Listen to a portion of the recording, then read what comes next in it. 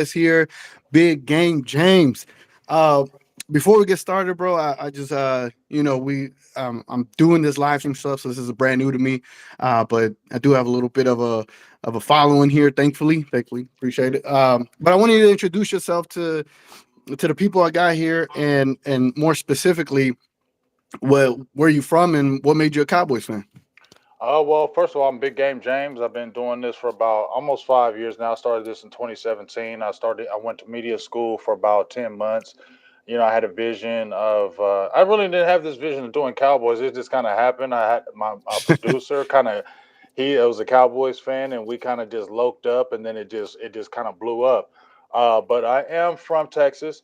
I am in Ohio, so I would say Texas and Ohio are both of my origins. I've been all over the world. My father was a military guy, so I was actually Hmm. born in New Mexico. Actually, I was born in Alamogordo, New Mexico. Actually, that's my Oh, wow. birthplace. Cowboys fan. I didn't have no choice. My father, he's passed away like about 10 years ago, but he was diehard. Like, to give a quick story background, actually, when my mother was giving Yeah. birth to me, the Cowboys game was on, and my father, they kept on trying to talk to him and tell him to come in to watch the birth, and he was like, "Hold on, because they're about to score a touchdown." So he said, "Hold on, if they score this touchdown, I'll be right in there." Yeah. And they're like, "Yo, really?" So right there should tell you right there, I didn't have no choice. It was Cowboys all day, Yeah. and Yeah. that's all it's ever been in my life, and that's honestly that's what all it will ever be. Yeah. Yeah. No, that's a true Cowboys fan right there, man. Like, I'll get to the baby later. We gotta watch this game right now. So now, man, I appreciate you coming on here, and I know we got introduced through DDP. So hopefully one of these days I get DDP on here as well. Yes, sir. Um, but I'm just trying to get as many people on here. But I see you do a lot of Cowboys content. You watch these games on Twitter, and you very opinionated, as I used to be. A lot of people on this channel know I've made a ton of videos on Cowboys, and for me, it got to a point where I had to stop because it just got tough for me because I would call out certain things, and like it's like you find yourself being right, and you hate to be right because it makes the team worse, right? It's like if they would just make the changes and the things that I thought they would make changes on, we'd be a lot better. But then as I separated myself from making the Cowboys videos, they seem to get better, Hmm. especially this year. As soon as I heard, I thought it was done for, and they turned it around. But before we get started, I wanted to go ahead and jump into like three topics. For those watching, it's going to be three quick topics, and then we're going to talk about our playoff. Dak Prescott, a top 10 quarterback, which I'll give you some some insight, some what is it? Some background thoughts to that as to why Hmm. I say that. And then is Zeke passing the torch to Pollard, and where is Parsons at with his health status moving forward? So, the first question I got for you, bro, is Dak Prescott a top 10 quarterback? And the reason I say that, before you give me the answer, Hmm. during the Bucks game, the Tampa Bay Bucks game, the first game of the year, that's when I was like, Dak is top 12 at that time. Then when he came back, he kind of changed it. But I'm asking you now, as he's currently playing and as he's currently quarterback in the league. I do. I think I had him at 10. Start of the season, I did a podcast with my guy Philly, who was I'm doing a podcast there. We do a best of enemies podcast, and I gave him a 10 ranking then. If I look at the quarterbacks right now, I probably couldn't name them off offhand, but I'm talking about Mahomes. I'm talking about Burrow, Josh Allen. I mean, Josh Allen. I honestly, I'm gonna keep it real. Like, I think Dak Prescott could bang with a Josh Allen because I don't think Josh Allen's accuracy is the Mm, greatest, but he has so many other attributes. He's a mm, big physical quarterback. He can run. He adds other development dimensions, but I think he's so important to that team that I think that's why he elevates him above a Prescott. I've seen other mm, quarterbacks like Justin Herbert. I mean, if we're looking at the physical nature of Justin Herbert as the quarterback, I think he's a really good quarterback. I had him as a top 10 guy early in the season, but he's got to continue to win games with coaching and players that play with you has that involved. But when I look at the mhm, quarterbacks through the league, yeah, I definitely do believe it. I believe when you watch a lot of these games with Dak, I'm gonna be honest. I get frustrated with things. I feel like you can't be making these same plays. You can't be making these same decisions after these many years. You can't be missing these receivers after this many years. So I get frustrated with certain things, but I will say when I look at the whole scope of quarterbacks in the league, for what he brings to the table with the Cowboys, I do. Because I feel like he does help us win games. I like the way I like if they, half and have it to where, I don't feel like he's the throwing quarterback. I don't feel like he's like the Mahomes, those guys like the Aaron Rodgers that could just chuck it down the field all game. I don't feel like he's that type of quarterback. And I feel like when the Dallas Cowboys do that, they tax him out of his element, and then that makes him become less of a quarterback in my eyes. I like it when he has balance. I think he's just a better quarterback like that. But when I look at the scope of all the quarterbacks right now, I definitely feel like he's top 10 because what he brings to the table. If you look at how he plays, he gives us the element to win. And when he came back after Cooper Rush, our offense became a better offense because of that. And I think he does make a difference. Oh yeah, yeah. Right after the Bucks game, I was like, man, and I've been, how would I put it? I had to become. I lost a lot when Tony Romo got replaced. Hmm. Growing up, so this is my side of the story, right? I became like a hardcore Cowboys fans at 2 years at that, and the first quarterback that I loved that the Cowboys had was Quincy Carter. I was like, man, this guy's giving us wins. He took it to the playoffs, and at that time I knew we had Super Bowls, but I never got to see them, Right. right? And to Quincy Carter, whatever crazy reason, and then Tony Romo comes in and he's brought us the most success I've ever seen the Cowboys have at that time. Hmm. Hmm. My scope. Hmm. 2016 he got no 2016 he got replaced, and that was a big component of we kind of know this is like Romo's last hurrah, so to speak. As I let him give him his spot back because we know we got the quarterback of the future. And we there's never been a rookie to win a Super Bowl. I felt Romo had all the intangibles as far as the wisdom is concerned, and I felt he should have been in the playoffs at that time, just to just be like, all right, we drafted Zeke for Romo. If we were gonna go Dak, we probably did what's the quarter? I truly believe that. I truly believe we drafted Zeke for Romo at the time. So then we go kind of shift like years of how I look at quarterbacks. I was a little jaded at first, and then when you look at Dak, to me, I feel when they make him throw more than 30 passes a game, that's when his abilities do start to diminish in a way. I think if we could keep him at 27 attempts and less and be more efficient running the ball game, I think he's definitely a top 10 quarterback. And especially when he came back, I do think he is a top 10 quarterback because after that Bucks game, you could have told me top 15. Right. but And that's totally but no, understandable. Like I feel you. Like when I looked at Romo, his best when we looked at Romo in 2014, when I feel like that was his best year because you had DeMarco Murray, you had all mm, the other components, you had the offensive line where he didn't have to feel like he threw the ball. He averaged attempts wise, I think 27 attempts, passing attempts that year. mm, And that was his yep. best year. He threw like 36 touchdowns, like 9 picks. So that just tells you right there that was the Mhm, formula better for him. That you need a running game where you have to put everything on his shoulders. And I think it's the same thing with Dak Prescott. I feel like you got to enhance the mm, running game with him. I don't like when he's throwing 40, 45 times. Though I think he can, yes, but I don't don't feel like either. the odds are good when he starts throwing 40 to 45 to 50 times a game.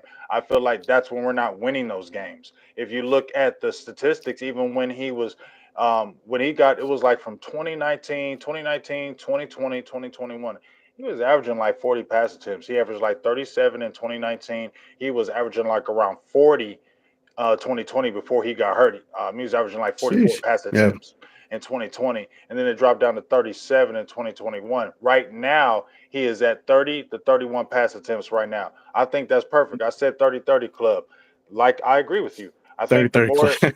I think the more you pass with him, it takes away from the team.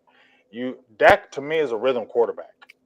When he gets in that rhythm Mm, early, like you see the offense, when he gets in that rhythm, completing passes early, I'm like, okay, that feels good. When I see him 3 and out and the passes are way above people's heads, and I'm like, oh boy, this is gonna be that type of game. I'll start feeling like that. mhm. So I feel like he's a rhythm quarterback, and you got to get him in a good rhythm first and foremost. But I agree with you. I like him to have around, I said 30-30, 30 rushes, 30 passes, and you can even go 35 rushes, 30 passes with him.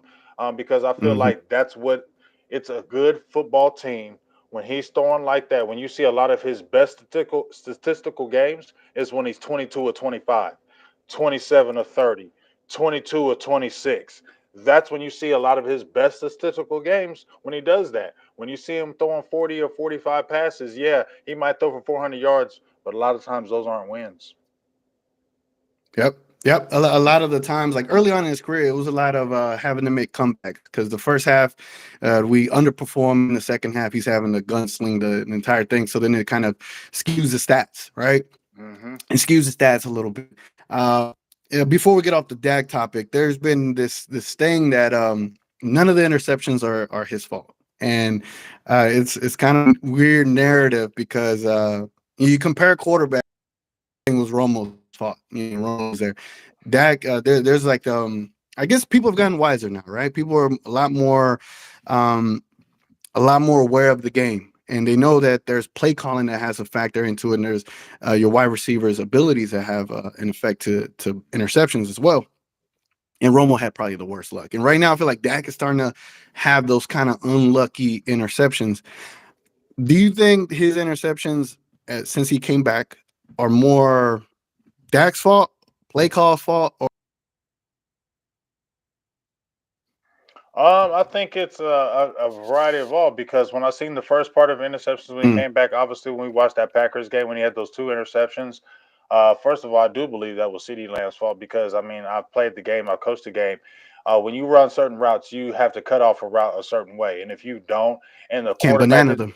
right, and the quarterback is anticipating because it's an anticipation route. So the quarterback is coming and anticipating, so he's already coming in that motion to throw the ball. It's not like he can just pump that and hold that and then cock it back again. The route is over after that. So it's an anticipation route. Hmm. You know better. But I will also say, we've seen a couple passes with Noah Brown bouncing off their hands. You got to catch those passes. But there has been other times in that Texans game you just threw a bad pass. Colts. Also, I think it was the Packers game, the second pass. Even though they were bunched up, I feel like he had enough time where he could have threw it underneath because there was a receiver underneath. You get what I'm saying? So yeah, I think it Yeah. all goes hand in hand. Play calling has to be better to put Dak in better situations to be able to not have to throw tight window throws. I don't think he does that all the time, um, but you have to be able to do that. Receivers got to help your quarterback. You got to be able to catch the ball. You're a pro. I know what they say about Noah Brown. He's a third receiver. I get that, but he's an NFL receiver. He's got to catch that hits you. There's a certain way you have to catch the ball. That's not the way to do it. He knows better than that. He even said it. So those type of things you got to help your quarterback too. But I will also say this. This is my opinion. I don't mind Dak being aggressive because when Romo was playing, Romo was aggressive throwing that ball, and I didn't have no Hmm. problem with it.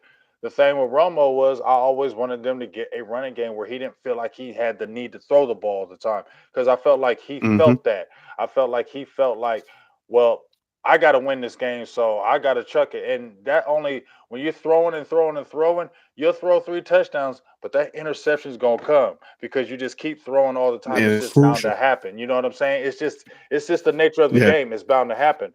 That's why you have Tony Pollard and Ezekiel Elliott to help you not have to do that and feel the need you have to throw in the game. So as long as we can continue to run the ball, dog, um, I think it works. But if you're saying to that question, I feel like it's all three. Dak making bad decisions, receivers, you got to make the catches, and Kellen Moore, you have to make good play callings to where it doesn't have to feel like when he throws the ball, it's like in tight window throws all the daggone time. Get some guys some areas. Do you happen to know if Dak has like the freedom, like say Romo had to change every single play? Because Romo he just audibled out of whatever play they called and changed it up. Does Dak? I don't know that. I don't know if he has the I think full we've seen autonomy to more of do that that. Do you though. think he does? I think we've seen more of that. Okay. I didn't see that before. I'm gonna be honest with you. I never heard Dak saying kill, kill, kill. I never heard him saying that. Mm, I heard him saying it more okay. this year. So I feel like Okay. there's got to be some more leniency. There got to be some more trust for him to be able to see a play. I'm gonna run out of it because I never heard. I always heard Romo saying kill, kill, kill. Like I didn't like that damn play. Yeah. I'm on. Romo was killing them plays all the damn time. Like I don't like this play. I'm Yeah. changing Yeah. it. You know what I'm saying? So I just now feel like I just heard Dak really saying that. So I feel like now maybe he has the freedom. Like they're like, this is our guy. He can be able to do that, and I believe it helps. I mean, it should help your team because if you go to the line of scrimmage, there's a play call, and that defense knows the play. You should be able to have audibles to be able to call out of that to put your team in better positions. So you should be able to do that, especially this is like year 7, year 3 with Kellen Moore. There's got to be trust where you got to be able to give me options that if this is not a good play call, I can call out of this and make a better play for our team. Yep, totally agree. So let's get into the next topic. The Zeke Elliott and the Tony Pollard. The not dilemma, but I feel like it's a passing of the torch. Mhm. Do you think we're gonna have Zeke coming back, or do you think we're gonna find a way to keep both? Because it's also time to pay Pollard, right? I believe so. Mhm. I think one. Do you think is a passing of the torch officially, and are we gonna be able to keep both of these guys, or what do you think is gonna happen in the offseason? Well, I've been saying this because I feel like they're gonna. This is my opinion. I feel like they're gonna do this like Demarcus Lawrence, where Demarcus Lawrence gave quite a bit of money back. He restructured the contract, but he had it to where I give you money back. I have a 3-year straight deal. This is my guaranteed money. I'm going to get paid all 3 years of this contract, and that's that. And I feel like he did that because he wanted to stay with the Cowboys. And I feel like they might do Ezekiel Elliott the same way because he's Zeke Elliott is like damn near part of the Cowboys. Like everybody loves Zeke. Like and the Cowboys love Zeke. Yep. Jerry Jones loves Zeke. And everybody's like, oh, this is last year because after if he's a June 1st, after June 1st cut, it's over. It's not gonna hurt your salary cap. But I just feel like this is another player like Jason Witten, like the Marcus. This is a certain type of player like the Cowboys would okay, we'll work out a deal for you to stay here. You get what I'm saying? So I don't feel like this is Right. Ezekiel Elliott's last year. As far as Tony Pollard goes, he's made some money. He's about to hit 1,000 yards. A lot of people already been saying this about Tony Pollard in the NFL circles, and they finally get to see it. So it's up to him, in my opinion. It's up to what he wants to do because he's going to get some good offers out there. He's still young. I think he's only like 25 years old. He's going to get some really good offers from some teams. It's going to be up to him. I feel like the Cowboys will put an offer there talking about maybe franchising him. If they were to do that, Mm, then I can definitely see them spreading Ezekiel Elliott's out deal to keep both of those. But you also got to remember, dog, they got Malik Davis there from Florida, and he has been impressive when he has played. Like hmm that young rookie has been very impressive. He showed speed, he showed ability. So the Cowboys, you know how the Cowboys do.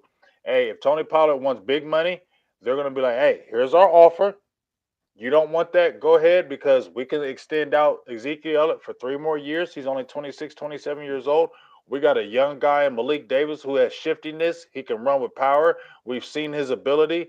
We'll go ahead and play him, and he's not costing us no money. So I can see that mm, scenario. So it's really going to be, I feel like, that contract situation with Pollard. If he gets a really good deal, I don't think the Cowboys are going to match that, and they'll move on and go with the Malik Davis because that's how Stephen Jones rolls, in my opinion. man, that's crazy. Like, cause what they say, like running backs have a shelf life of like 3 to 4 Mhm, years. mhm. Imagine if you end up paying both Zeke and Pollard. A lot of the cap space go to those two players, so That's why I don't. That's it's why I feel interesting. like it's hard that because I know we know Yeah, Stephen Jones, right? We know how he operates. yeah. He's really conscious about that salary cap, and he's not going to go above and beyond for any player. He's not going to do it, and especially I feel like for a running back. Even though we love Tony Pollard on his explosive ability and what he's done, we've seen the Cowboys, especially Stephen Jones, said, "I'll let you walk if you don't want to go with this deal." hmm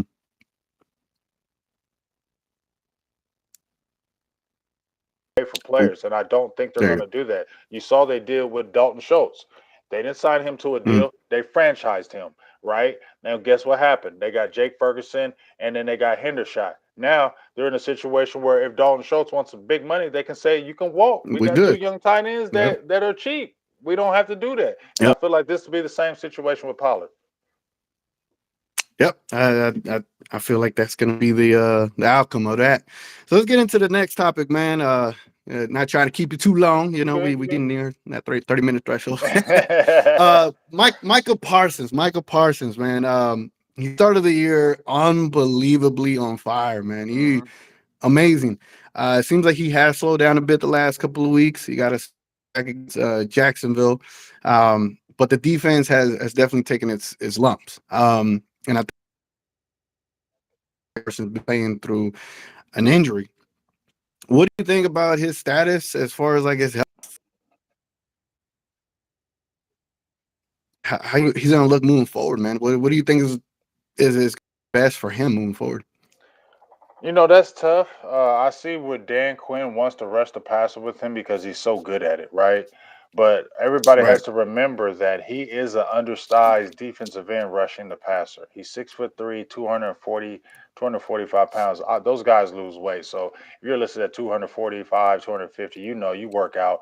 If you're going hard every single week and playing, you're going to lose that weight, okay? Unless you're just making sure you're getting good intake as far as physically eating and things of that nature. But he's still undersized at 245, 250 pounds playing off the edge against these guys that are 300 plus, right? 310, 320. Those guys are laying on you. And we've already seen tons and tons of game, big dog, where guys are holding him, Where they just beating him you up. guys are chipping him, two people are hitting him. When you're playing the linebacker position, especially if you like the middle and you can roam and move around, you're not getting touched. He even said that. When I played linebacker last year, I wasn't getting hit like this because I was able to move around. He has the most pass rushers on the team. So that means they're almost damn near using him as a full time pass rusher, and they're just moving him around on the line of scrimmage. That's going to wear on you because you're not big like a Demarcus Lawrence. Demarcus Lawrence is like 260, 265 pounds, dog. That's what he's built for. Mm-hmm. You feel me? That's 20 more pounds of Mm-hmm. muscle. You're dealing with those guys. Even as Sam Williams, those guys, they were defensive ends. They put him at linebacker. So I feel like, yeah, I think Dan Quinn has to kind of dial back and kind of pick and choose the spots. You have other guys on the team. You have guys you can mix and match. Chauncey Golston, that's not really being a lot of work. Tat McKinley, who that we've been talking about, who we haven't seen. Dorrance Armstrong Jr. You have Dante Fowler. You have different guys that you can mix and match. I even said, Big Dog, you can flex Osa Okudazua out there on the outside because he can play the run so good, and I think he's undersized in the middle. You get what I'm saying? Because he has to Mm-hmm. deal. He's like 285 pounds. You're playing 0-1 tech. Those guys are killing you, double teams. You know what I mean? So I feel Yeah. like Dan Quinn has to figure it out because we need a fresh Micah for playoffs, right? We don't need a beat up Micah. We don't need a worn down Micah because Micah's going to be critical for our defense in the playoffs, big dog. Because if our defense is not playing, I said this last year. When Micah's not in that defense, this defense is regular. It's just the Mm-hmm. truth, in my opinion. There are no Yep. dynamic playmakers that are going to make the difference like he does.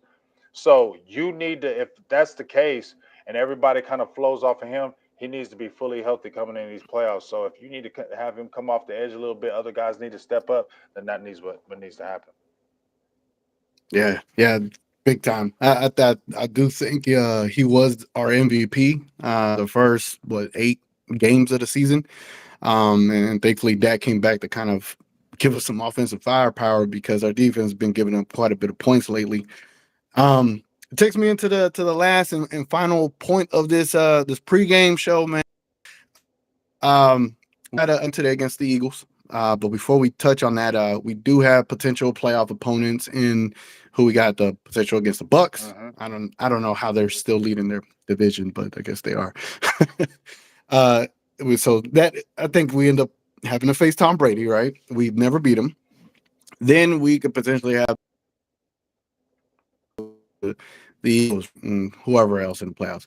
Out of those 3 teams, which I feel are the top, but with Tom never beat Tom Brady, I feel he's just as big of a threat.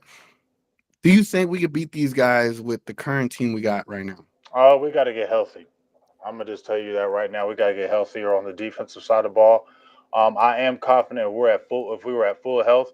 I know we're missing Anthony Brown. You're missing Jordan Lewis. That has been, Anthony Brown will be missed because of, we saw what happened with Kelvin Joseph. Nashawn Wright has been inactive pretty much all year. He got active. I didn't think he did too bad in his little bit of appearance against the Jaguars. They got the Trayvon Mullen kid off of waivers. You missing Jonathan Hankins. That was big because I thought he was a big addition in the middle. I thought he really helped. So I think, can we beat those teams? Yes, but I feel like we need to be healthy, in my opinion. I said a dream scenario for me was playing Tampa Bay, San Francisco. Philly. That's what I wanted. I feel like you need to be battle tested. And we're Hmm. be going on the road. So I'm not worried about that because I don't feel like we play the greatest at home in playoff games. So I don't mind going off the road. It's less pressure. In my opinion, dog, I don't want to play at home Yeah, because it's less pressure. Let's go on the road. yeah, But I've been talking about this all year and all last year. It's time to slay dragons, man. We supposed to slay them dragons last year with Tom Brady, Aaron Rodgers. I was ready for them. It didn't happen.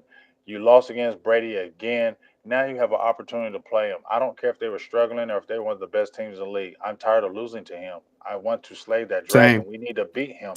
I'm I tired. don't want him to I retire don't want him to undefeated retire against without us. Dallas beat. Yes, yes. I mean, I Yeah, feel you right there, dog. Like I am feeling that right. 100%. Do not retire without Dallas beating you. Like it is bothering me. And then when I was hearing Cowboys Yeah, fans like when they were playing kind of good, he had to come back like, "Oh, I don't want to play Tom Brady." No, I want to play Tom Brady, and I want to. Not only do I want to beat the Bucks, I want to smash the Bucks. So the one time yep. you lose to the Cowboys, it was a beatdown. Not they barely Hmm. won and got by a field goal. No, you got a beat down on your way out because you ain't got that much longer. And yes, I want to play the Niners because they whooped our, excuse my language, they whooped our ass last year. Of Okay? course they did. So, and that's, and the Niners and Cowboys are already a traditional, that's our rival. Hmm. Okay? That's our, Yep. one of our rivals. We have games going back to the 80s that I watch. Okay? So, yeah, I definitely want to play them. And what more better than to play them damn Eagles in a championship game and spoil their hopes, right? Because they Hmm. just feeling like their automatic ticket. They already feel like they got their ticket to the Super Bowl already. They all talking like they're going to the Super Bowl. That's fine. I like to be under the radar right now. Let's go to the under the radar. Let's meet you in a championship game, and then let's shut all that talk down about Jalen Hurts, whatever, whatever. Because damn, big dog, Yeah. how good does that would feel if we did all that, got to a Super Bowl? I don't care if we won or not. I would love to win, but I don't care if we won it because you Eagles ain't gonna be able to say nothing for a long time. Right, right, right. Yeah,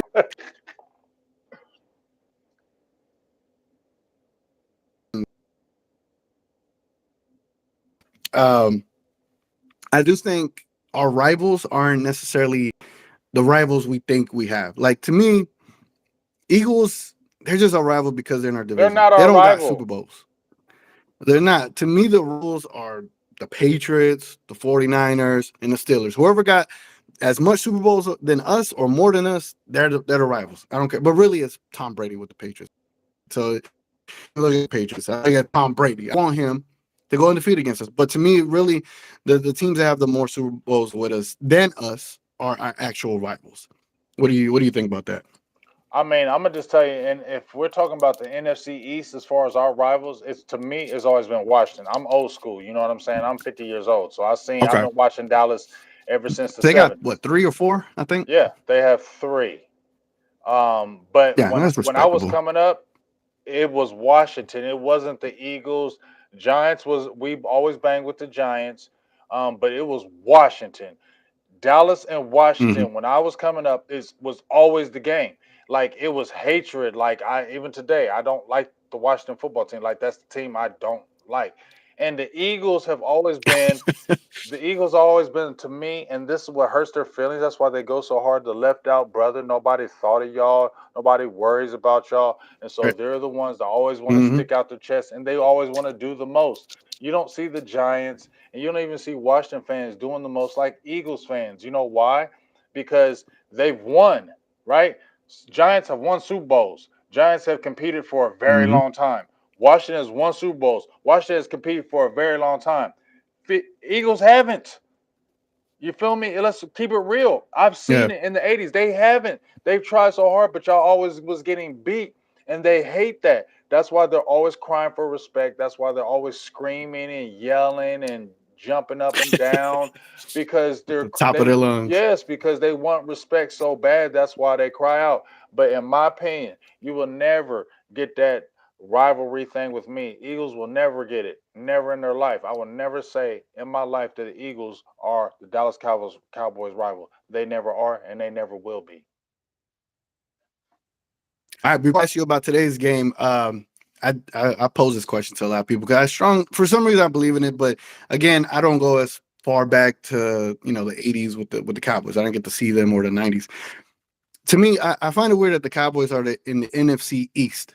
All these teams are in the East Coast. It seems like we're the only team that doesn't make sense geographically where we are. Hmm. Do you think a of the Cowboys, Saints, Falcons, and the Bucks will be a little bit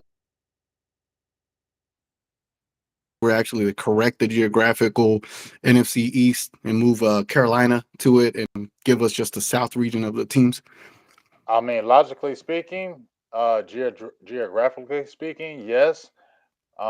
It's a new day and age, so people can definitely adjust because I mean we've seen so many things that where we said, "Oh, we could never see that," and then it's happened. Then you adjust to it. You know what I mean? After a couple of years, I mean when the Yeah. Washington Bullets, I never thought I would ever call them the Washington Wizards. You feel me? And now it's normal for me to call them the Wizards. You know what I mean? Feel what I'm saying? Right, Though, right, so right. if you after you Or the do it for a Commanders, while, you know. right? You know you'll get used to it and it'll be happen. Um, I ain't gonna lie. I don't want to move it because I do like whooping the Eagles. I like whooping them. I like beating them. They talk a lot of trash. I like beating them. I like beating Washington. I like beating Giants. But geographically, if it happened, I wouldn't be mad at it. It would be definitely be intriguing to be something I watch. It'd be something different. So me, I'm flexible. Even though I'm old school, I'm flexible with the new school. So I'm not. Oh no, Yeah. don't ever do that. NFC should always stay the same. No, hey, it's whatever. At the end of the day, we're playing football, right? That's all that really matters. So I Hmm. don't really care who you're playing. But I do like the NFC East the way it's constructed. I thought it would never happen with the Cardinals ever leaving, right? Because I was there when the Cardinals Mm. were in the NFC East and it was five teams and not the Oh four. yeah, that's right. And I never thought the Cardinals would ever leave, and it happened. So, and we all adjusted to that. So it could definitely happen. If it did, cool. If it didn't, yeah, I'm flexible on either way. Yeah, I just think a division where the Cowboys and the Saints play every year would just be crazy. You talking about a Yeah, because real that's real. uh Because Saints don't like us. yeah. No, and there's a lot of history of New Orleans and Dallas. They're connected, through because there was a lot of New Orleans faithful that came to Dallas when Katrina hit. Right. So there's a big population of New Orleans folks in Dallas. So there's always like a lot of contingent there. But that Mhm. would be like a natural new rivalry for them. But I do feel like the Giants, the Washington Commanders, and the Philadelphia Eagles benefit Yeah, as instead of standalone teams. I agree. I agree. With a Yeah, I so agree. I I feel like agree. they benefit from us I agree. a lot, and I think they're all top 10 Forbes NFL teams, I believe. And so, say you remove them from the division, remove them from all that viewership, is it the same? Yeah, I don't think it yeah. is. It's just, I don't think it is. we're the top team in the world for a reason. Yeah. I Top don't team. think it is. I don't think people are viewing Philly and the Giants and those are no, they're not because those aren't the teams. Even though this could be the first time all four teams go to the playoffs, I still don't feel like those are the teams. I just feel like the talent has just subsided a little bit and it's a more even playing field. It's not the superior talent from the Hmm. Washington or the New York Giants. It's just that there's just a lack of talent across the board with these other teams, and that's why they're getting in. All right, man. Before I send you off, who do you think is going to win today? Do you think Gardner Minshew got a chance to beat us today? If you want to be honest, yeah, he does. They do have a chance to beat Dallas. Mm, I don't know how this game goes. If you want to be honest, I want to say Dallas is just going to win this game, but I honestly don't know. We have injuries. I don't know where the heart is at. I want to say, mm. yeah, Dallas gonna come in there and whoop that ass. No, I can't say that, big dog. Like I can't. Like, um, you know, Philly could play inspired football. Gordon Minshew is not a terrible quarterback. He's not a bum. Okay, so that Mm, could, and he has a full arsenal of weapons. Eagles could take it personal and say, we want to show to you that how good we are, even with Minshew. You understand what I'm saying? So Dallas really has to bring their A game and not slack because I feel like Eagles are still taking this personal. You know what I mean? They still want to prove a point. Even if we play you with a backup, we can beat. You know how the Eagles are, big dog. Come on, mm, they mhm. go extra hard. So they want to even show that we can beat you with Minshew. So I feel like they're bringing their A game today. So I feel like the Cowboys have to bring theirs. Dak's been turning up? Yes. So I'm going to just jump out there and say 24-20 Cowboys. Y'all better not disappoint me, dog. I hope we See, win. he know too. He know too. He know too. He yeah, know. yeah, yeah, man. Gardner Minshew, when he was in Jacksonville, Yeah, he was putting up some he wins, ain't. man. No, He he was putting ain't up some weak, wins. bro. He ain't weak. And if he got a squad, it's different when you're a decent quarterback and you got a squad. Like he got a squad, so Yeah, it'll make him play better. You know what I mean? And I'm telling you, better. Hmm. I really feel like they're gonna come in with a chip on their shoulders. Like we're not laying down because Gordon Minshew is playing. We're gonna try to play y'all and beat y'all, so we can brag and say we beat y'all with our top quarterback and we beat you with our backup. The Eagles are like that. That's why I feel like they're going to play Yep, that game like that. So Dallas has to come with the fire, or dog, or it could be bad, like for real. yeah, man. It's gonna be interesting because if we lose, man, if we Oh lose, man, they all ain't hell's gonna gonna break never loose. shut up. I don't even want to hear it. I'm doing. I told you I'm doing the live with my homie Best of Enemies podcast, and he's a Philly fan, and Yeah. he was talking trash last time. So if they beat us and I'm on live, dog, I have to deal with all that and them Ooh. Eagles fans live. So I'm in the trenches Mm. tonight. I'm in the trenches today, bro. Yeah. Tell us where we can catch you at when the game starts, bro. Yeah, check us out. You can check us out at check me out on Big Game James. We'll be starting at like 4:20, 3:20 your time, 4:20. And then also my guy Joe, his Philly podcast, Joe Castro, Big Game James. We'll be doing our live play-by-play. We did it the first time in the first meeting. It was wild. It was crazy. It was crazy. So this is probably going to be crazy too. Especially, come on, Cowboys, don't let me down. I don't care if they say, "Oh, we had Minshew." I don't care if they got to say that. Yeah. Don't You let gotta them win this win. game. Gotta win this game, man. We It don't gotta matter win what this. it is. They playing We their backup. gotta You gotta win beat them. this game. Yep. I agree, man. Hey, I appreciate you jumping on, bro. I know it was like last minute, but I appreciate you coming on and giving me some of your time, bro. Hey man, first of all, I appreciate the invite. Hopefully we can do more and definitely move more Mavericks. I loved when we had that chat with our little group Oh yeah. forum with DDP. So definitely, when the season is over, dog, with the Cowboys, I mean, it's not going to be that much longer. You're going to get at least 2.5 months of good Mavs basketball. So let's definitely Mm-hmm. jump on the show and let's do some shows with the Mavs and talk some of that too, man. I would definitely appreciate it. All right, man. I appreciate you, man. All right, Catch big dog. y'all on the next one. Let's go, Peace. Cowboys. Go Cowboys. Peace. Peace.